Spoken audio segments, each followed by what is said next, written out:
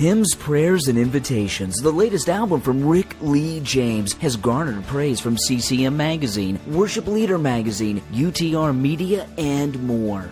Written and arranged using hymnals and prayer books for inspiration, this collection of 10 modern hymn-like worship songs will inspire individuals and congregations to draw near to the heart of God. Highlights include Christ is Lord, inspired by St. Patrick's Breastplate Prayer, Advent Hymn, and the Communion Hymn, The Invitation. Worship leaders will be glad to know that all songs on the album are published through Lifeway Worship. Find Hymns, Prayers, and Invitations on Amazon, Spotify, Apple Music, CD Baby, and at rickleejames.com.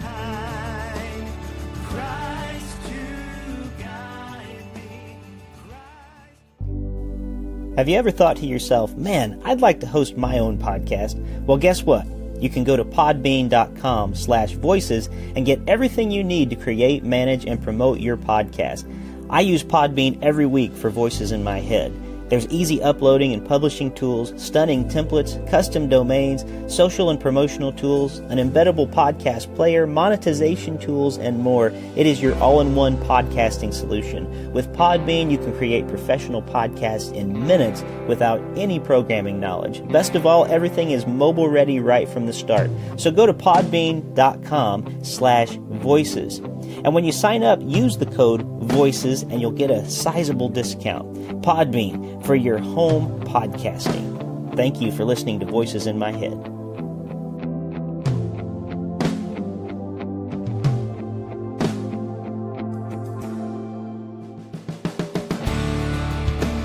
Welcome to Voices in My Head, the official podcast of me, Rick Lee James. I'm a recording artist, a singer, songwriter, an author, a worship leader, and an ordained minister in the Church of the Nazarene. The Voices in My Head podcast is your source for discussions on music, literature, movies, pop culture, theology, and more. Now sit back, relax, and listen to the latest episode of the Voices in My Head podcast. And don't forget to let the voices in your head be heard by following me on Twitter at Rick Lee James and sharing your thoughts about today's show.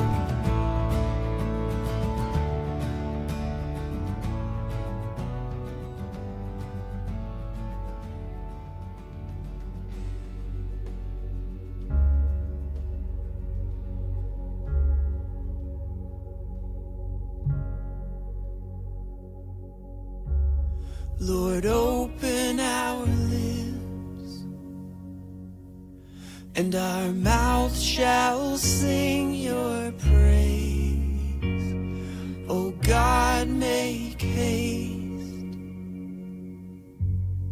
O Lord, make speed to save. Glory to the Father, glory to the Son, glory to the Holy Spirit, as it was in the beginning,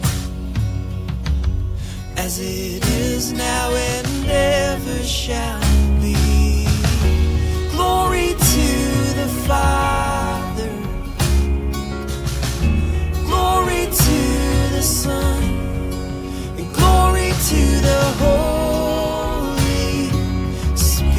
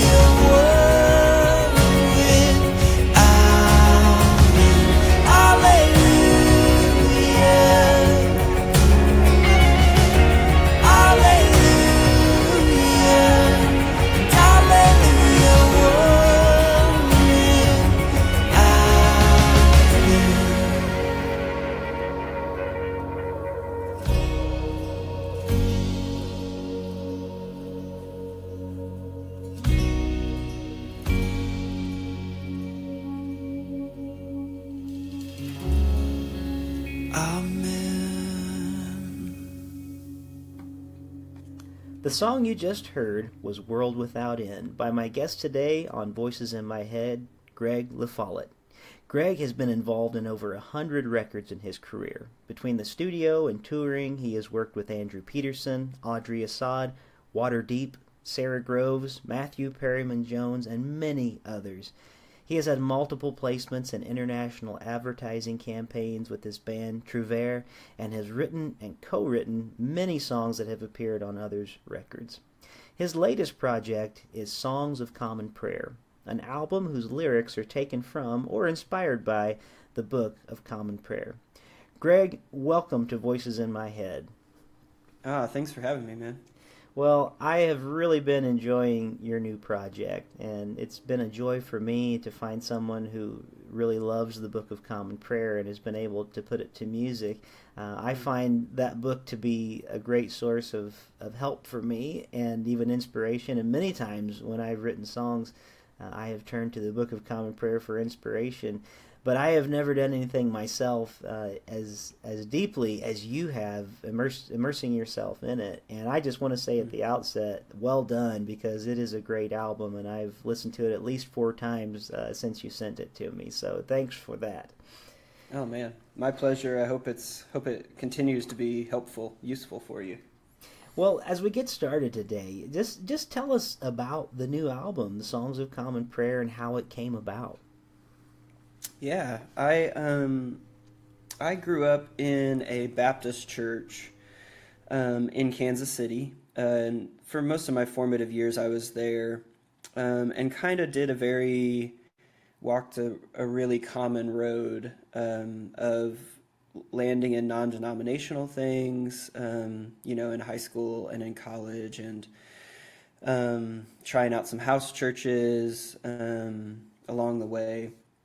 And about 4 years ago, ended up at an Anglican church for their Easter service. And it kind of blew my mind. It was unlike anything I'd been to before. And there was so much ceremony to it, so much.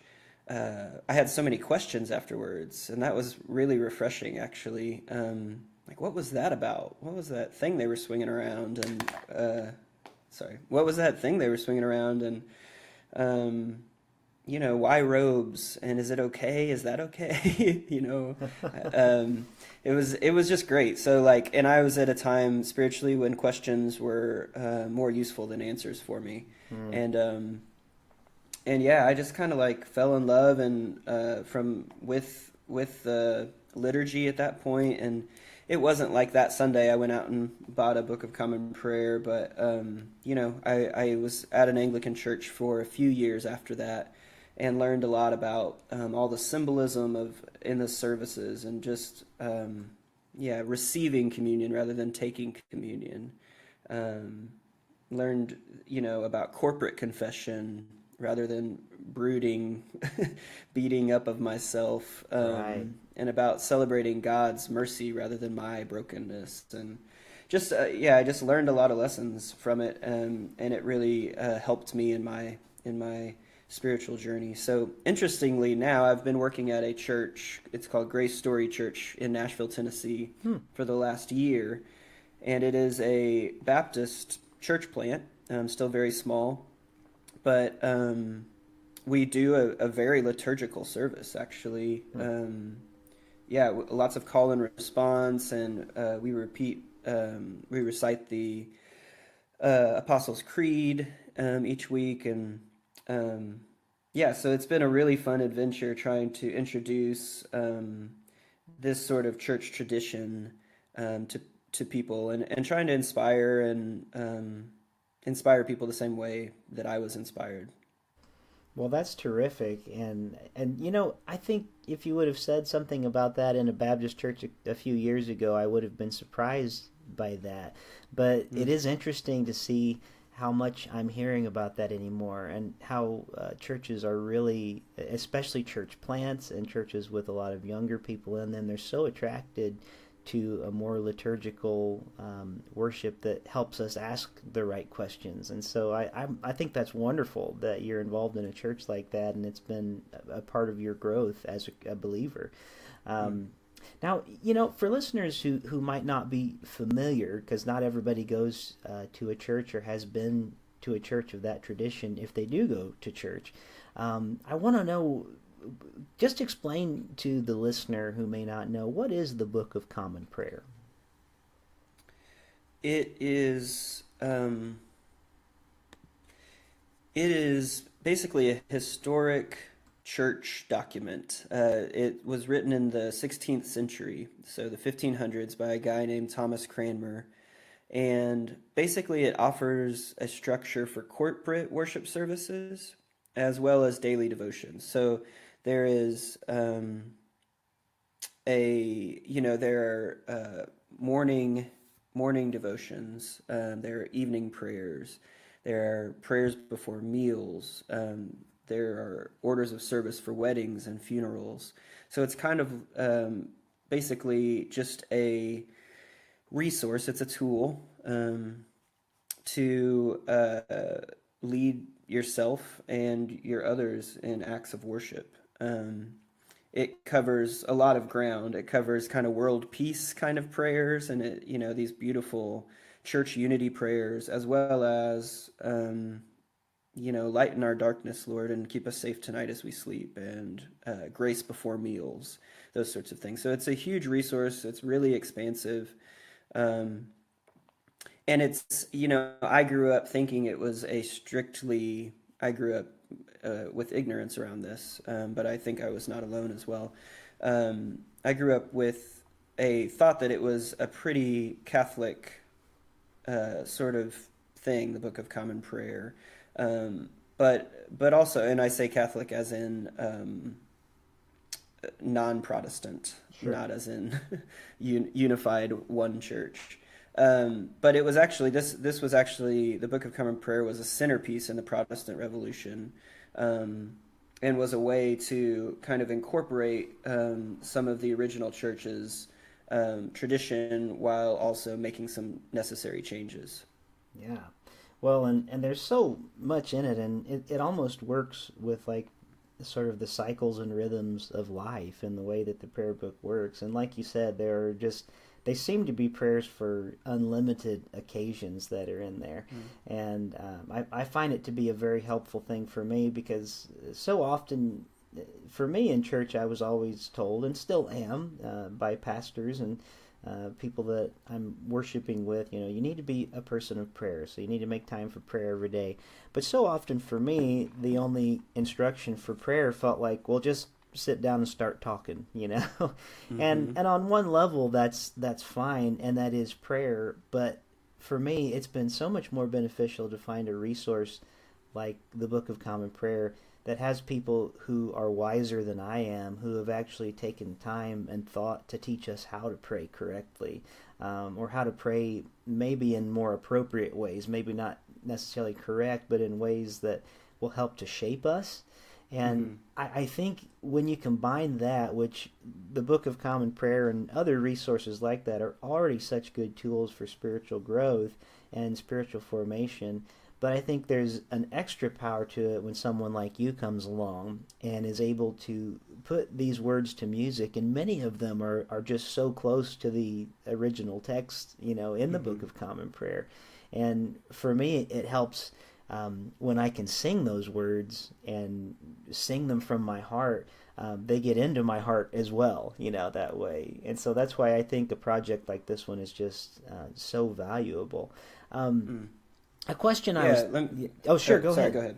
Well, I was just going to say, I think one of the problems that people have with these kind of stock prayers, it's like, if you grow up in a liturgical church and you say this every Sunday, or maybe every morning with your family, or every night before bed with your dad, it's like, by the time you're 16, you realize, I don't even know what I know this by heart, but I don't know what I'm saying. I don't mean it. I've mm-hmm. never had to think about it before. Yeah. And that's why I think it opened my eyes so much, is that it was such a different tradition. I had followed liturgies before unknowingly, mm-hmm. My whole life, but this was something new. And I think what I really tried to do on the record was combat that uninhabited recitation of prayers. Yeah. And try to reclaim the beauty of them, and like, this is good. It can, of course, like anything, it can, become rote and boring, and your heart isn't in it. But I think what I was able to do was bring myself in a really personal and vulnerable and intentional way to these words that were, the Lord's Prayer is written by Jesus, Yeah, right. But and these, the Kyrie, which is, Lord have mercy. It's just repeated over and over again, Lord have mercy. When I sung that song, in the studio, I like wept in the middle of it. I have takes of me, like a 2-minute take. I just left it rolling, and it was a little self-indulgent probably to include too much of it, but I really mean it. I'm saying, Lord, have mercy on me personally. Lord, have mercy on the world and the unpeace that exists everywhere. And also, I was saying, Lord, take it easy on me. Take it easy on us. Like, it's hard down here. Over here, in here, wherever we are, in whatever realm you want to speak of. It's like, like, give me a break. And I think that sort of approach to prayers, ancient prayers, is it just gives boundaries to the questions and to the emotions that you can bring to it. And it says, hey, this is the truth. This is what you've chosen to believe as the truth as a follower of Jesus. And I know, you can recognize it may not feel like the truth. You may not want to admit it's the truth. You may not want to give God credit for something that he's doing. But that is the benefit of liturgy and of recitation and of memorization of these prayers or of scriptures, is that when you kind of aren't in your right mind, or you're not thinking logically, or reason is hard to come by, or you're just blinded by, justifiably blinded by pain or anger or hurt, it's like these things still exist. And the idea is that we hide them in our hearts. And so when that moment hits and we don't know what to do, the words that come to mind are these words that are truth. That's my prayer and hope for the record. I am so glad you said that, because I was thinking the same thing. There are things in life that we apply to our faith and our spirituality that we don't apply to anywhere else. And often we'll say things like, well, this is boring and it's going to be rote if I do this, so I'm not going to go back to it again and again like this. And yet, there are things that we do that are important every single day that, we tell maybe a spouse or people we love that we love them every day. We put on our clothes and go out into the world every day, and we work jobs every day, and we very rarely say, well, I'm not going to do it today because I don't feel like it. Like, there are things that we have to do because they're beneficial to do and helpful. And you are exactly right, because I can attest, a few years ago at Lent, I started committing some of these prayers to memory. And in times of tragedy, there's been a couple moments with loved ones dying in hospitals where the words just began to flow because I had spent time with them, and I don't think I would have had words in that moment to provide. But anyway, that's a sort of a side thing, but I think that's what you're getting at with the heart of these things, and why we find them to be so beneficial and formative in our lives.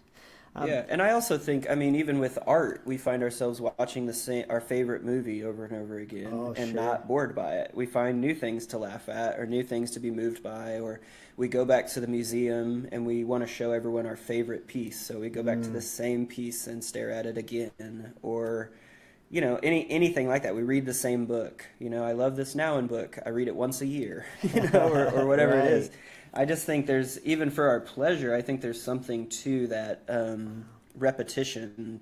I think I don't know, maybe as humans, maybe just as me, but I think there's something to returning to something and hitting it, every day we're a new person, and we're going to approach a psalm or a prayer or our favorite book or our favorite movie in different ways. And I think, once again, that's the constancy of that is the benefit. So there's going to be some days when you're not feeling it and you need a nap, and you had to serve communion and you signed up 2 months ago, and you just have to show up and do it, Yeah.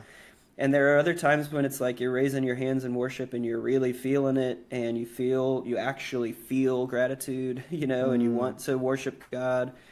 But I think I also think that's the beauty of real relationship. Yeah. Is I think God wants us to show up to worship on Sunday or to our morning devotion and say, you know what, man, I'm not feeling it today. Yeah. I think you're pretty great and everything, but actually my life hasn't really evidenced that in a while, and it's getting harder and harder to believe. And so I don't really feel grateful today, but yet I will still come to you. I will still show up and see if there's something new for me to learn.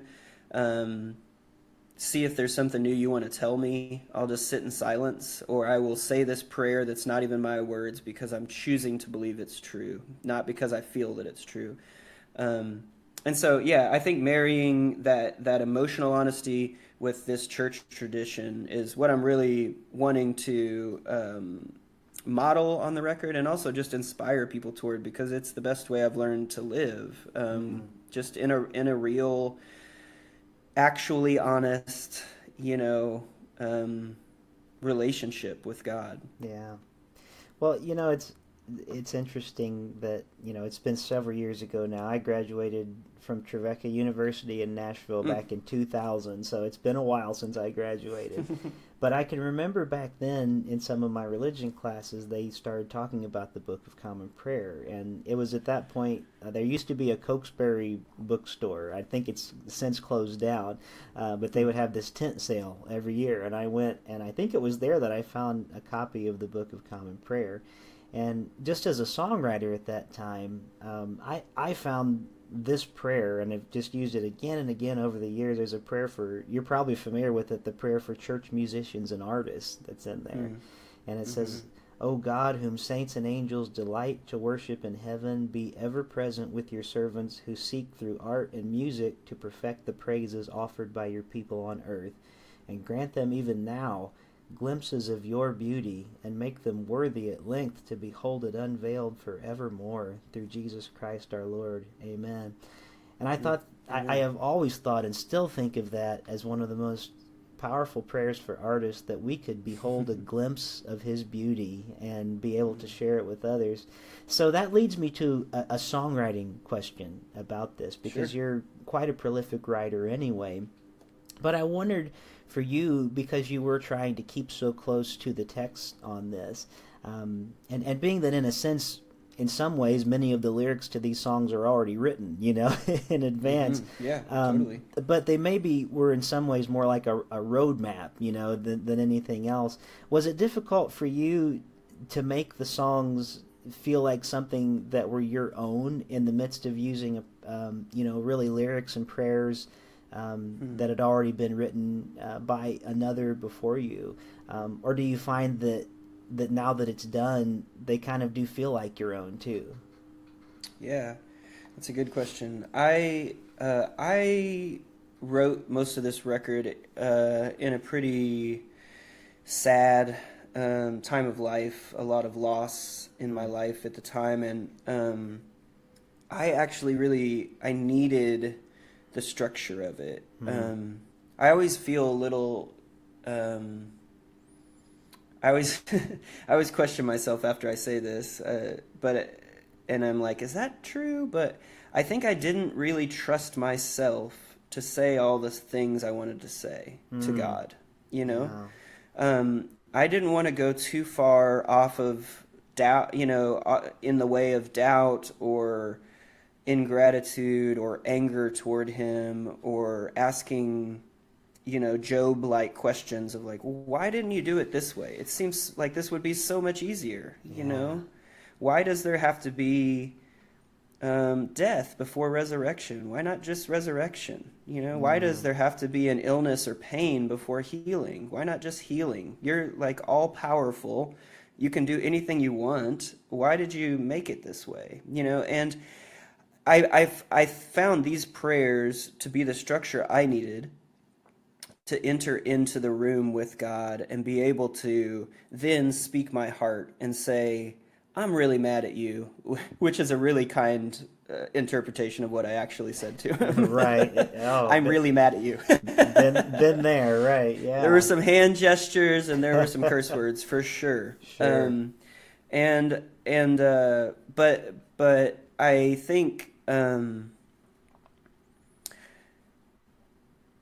I think once again, what I was trying to accomplish was singing these very congregational songs. The whole record is, intended for the church, the capital C church. And I think, the idea of the common prayers is that it covers all the ground, not all, it showcases that there is so much common ground before there is division in the church. And that's between people, that's between denominations, that's even between the Catholic Church and the Protestant Church. We can all say glory to the Father, glory to the Son, and glory to the Holy Spirit. Anyone who has a Trinitarian theology, which is most of the major denominations, So we can all get on board on that and sing that together in perfect harmony. And there's a lot of beauty to that before we start, trying to figure out, do we really have to be submerged in water, or is it okay if it's just dripped on our forehead? Is it transubstantiation happening in communion, or what's really happening? All that stuff. There's so much that we can have in common before that. And I just want to teach the church. I want to inspire the church toward that kind of unity, toward away from division. And so that was a philosophical answer to your question. The more practical one is, I think the trick, writing congregational worship music is a challenge. It's sort of like writing a pop song where content-wise there are things to dodge. Melodically, there are things that you want to accomplish. You don't want it to be too high for the girls or too low for the boys, or vice versa. You want it to be simple. My church is so gracious to me and gives me a long leash, but I will write a song on a Thursday and introduce it on Sunday. And, if people aren't singing along and catching on by the second time I sing the chorus, I'm kind of like, oh, okay, maybe I could write this one better, And the challenge of this is to make a record that is intricate and continually discoverable with sounds, sonics, content even. Like, I loved the first verse so much that I hadn't really heard what was going on in the second verse. To keep it continually something you could come back to while being super simple and very singable and kind of blue collar, like old folk songs. And the hope is that this will become common. The melodies and the words will become commonplace enough that people will just kind of know it, and not even know that they know it, like you described. And there's so many songs. I have so many. Speaking of the name of your podcast, I have so many songs that are just like hidden away, like weird Kenny Loggins songs from when I was a kid, or like old, 80s country songs. And they're not even good, but somehow I heard them enough when I was being formed that they're just inside of me, So I hope that must be why the third track sounds so much like Danger Zone. No, I'm just kidding. That's right. Sorry to interrupt you. Go ahead. Don't tempt me with a good time. I can get into that. Oh, that's great. Well, that's a really wonderful answer. And you were talking about some of the sonic space and things you were trying to give, and I think it was, if I'm not mistaken, I think it was Thomas Merton who said something to the extent of, if there is no silence in our music, then God is not heard in our songs. And I love the way that not only you beautifully present the words that you've brought in, and the melodies are wonderful and they stick in your head. But there are some good like sonic moments of just helping us be quiet too, throughout the songs. And you don't always get that. Sometimes one thing I really appreciate about your album is, as opposed to, and I'm not bashing anybody else, I promise, because everybody has their own gift. But if I listen to some of I won't even name a name. I'm just going to say a lot of the modern albums, because I don't want to offend anybody. But a lot of them are so, I guess, so energetic, and so I always call them like, jumping around songs, type thing, that I feel like I can almost not catch my breath.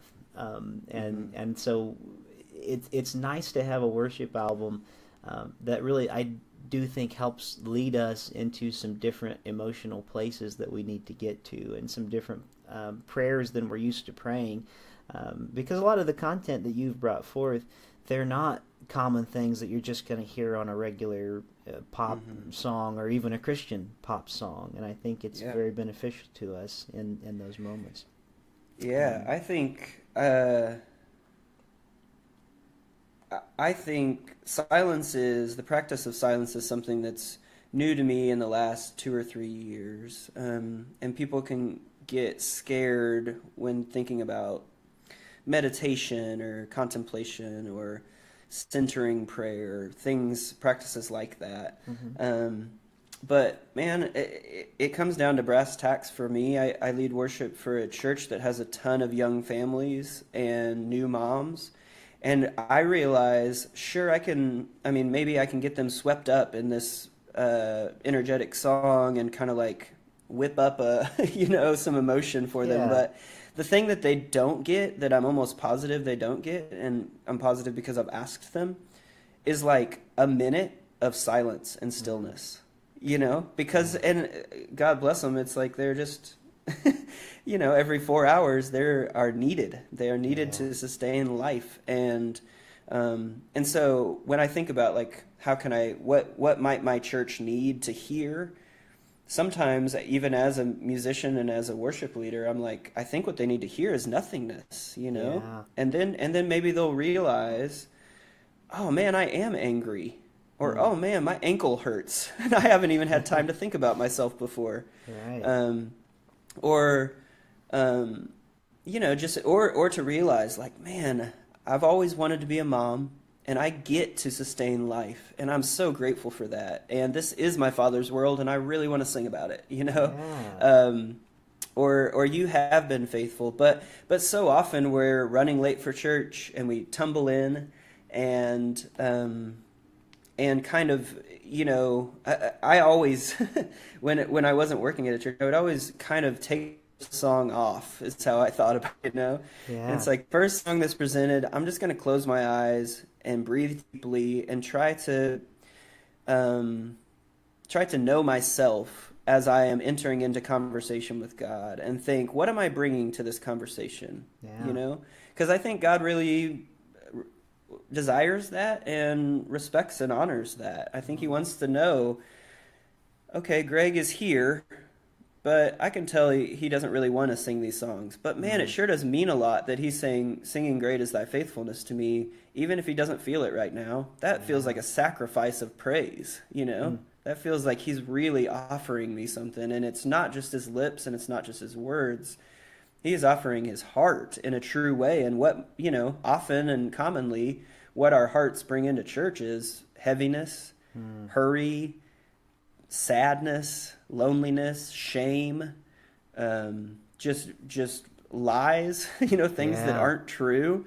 And we carry that all in. And I think it's not our job necessarily to get rid of all that stuff, but I think it is our job to be aware of it and come to God and say, you know what, I'm sad today, and I'm lonely today, and I'm hurting really badly, and I'm scared everyone's looking at me, and I'm afraid I'm letting everyone down, and you are good, you are good, you are good, ooh, ooh, you are good, you are good, you are good, And I just think that's the posture, that is the stuff that deepens and enriches relationship. And so of course I'm a musician and I'm an artist and I'm making music, but man, I just want to tell everyone that over and over again. Yeah. Is that,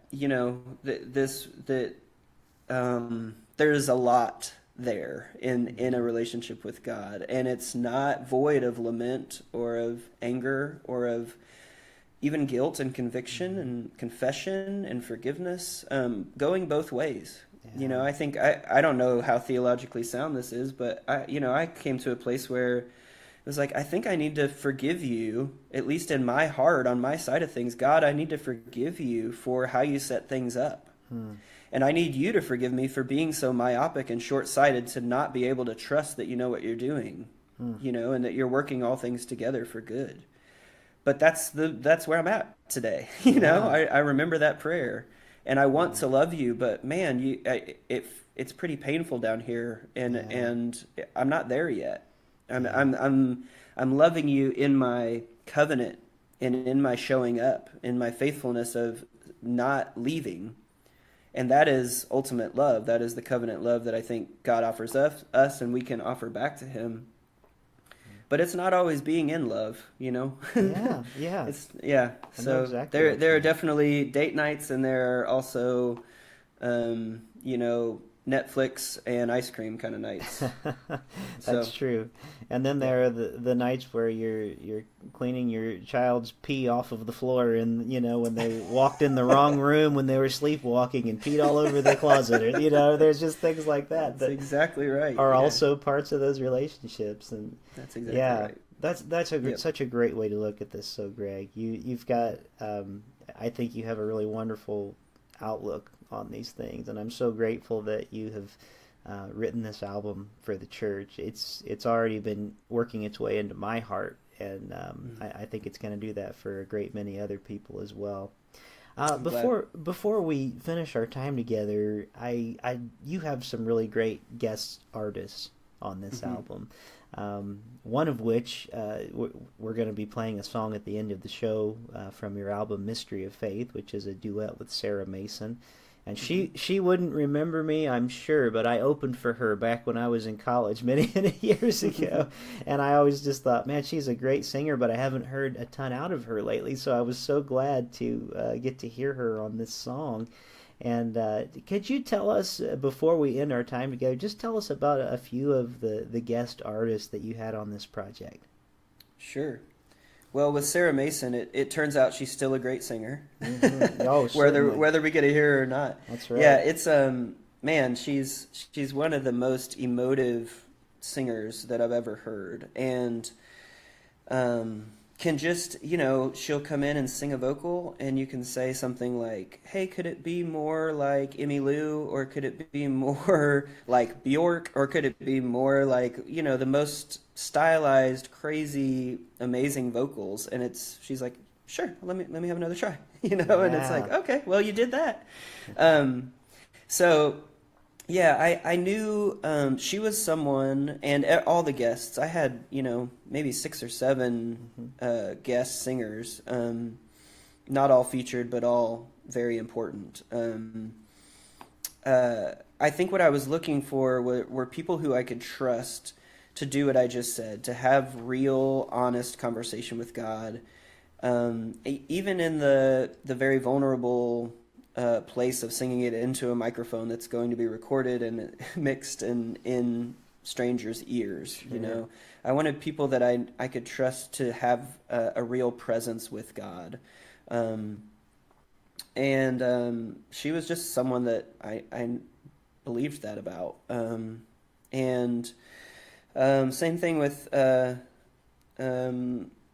Sara Groves. She's someone that I've respected and appreciated for a long time, and has written some of my favorite songs in the last few years, and just like a great singer. A lot of it's just that too. It's like, you could kind of sing,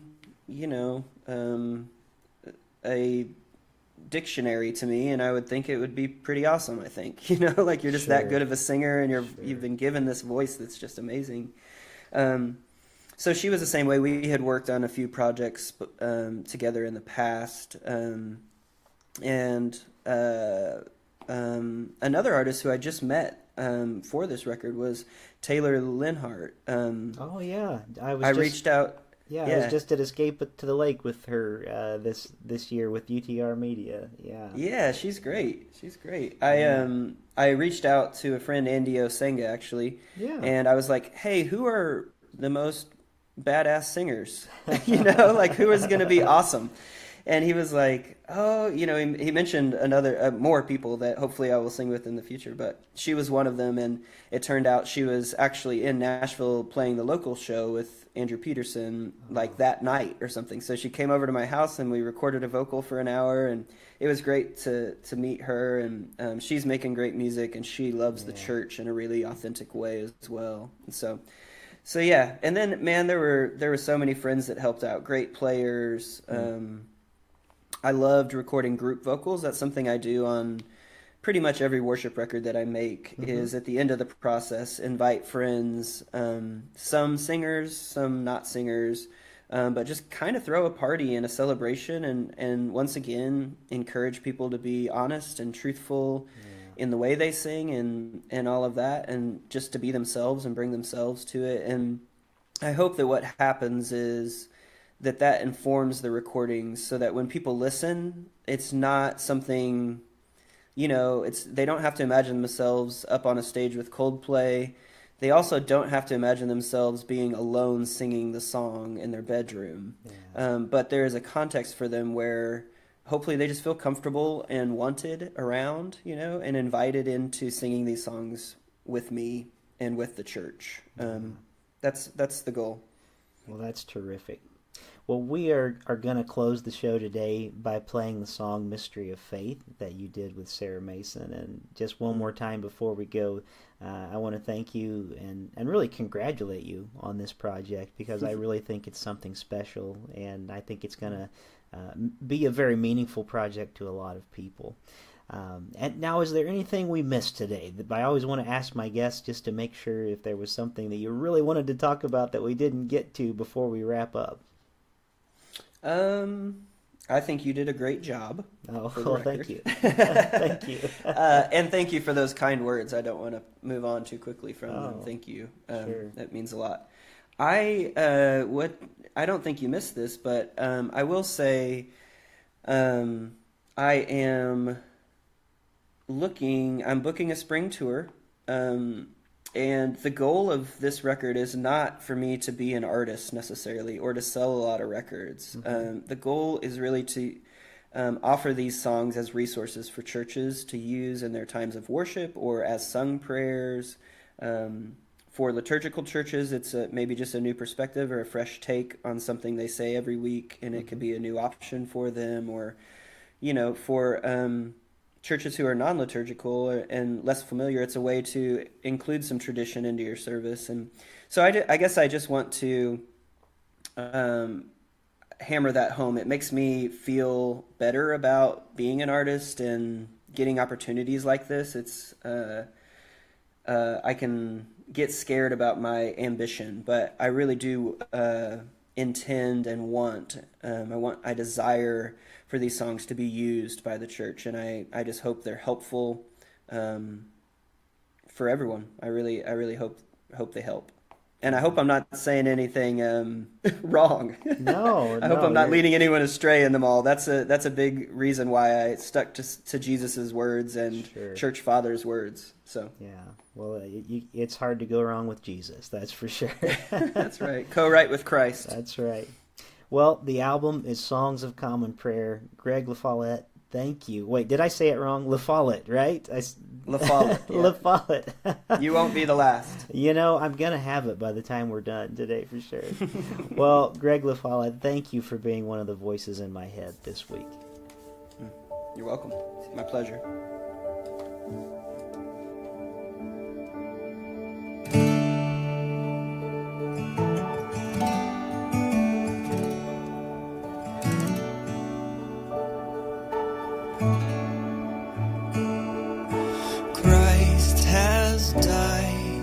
Christ is risen, Christ will come again. Christ has